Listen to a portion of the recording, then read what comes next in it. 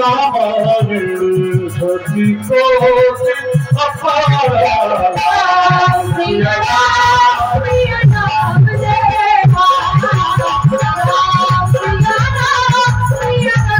जय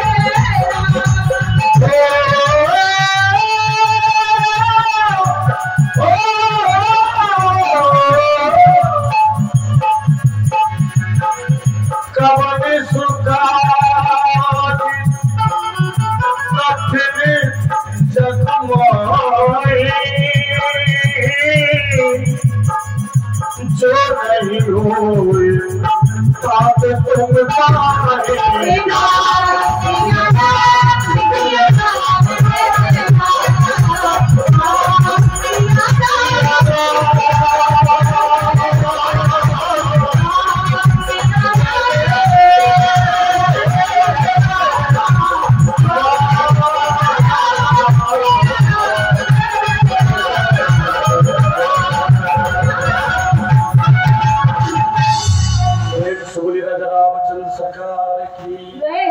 हनुमान जी महाराज की जय हो। आज के आनंद की जय हो।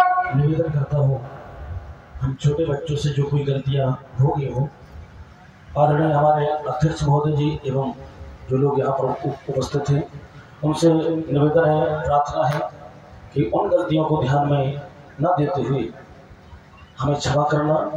इसी आशा और विश्वास के साथ मैं अपनी वाणी को विराम देता हूँ। जय हिंद, जय भारत। धन्यवाद, धन्यवाद, धन्यवाद।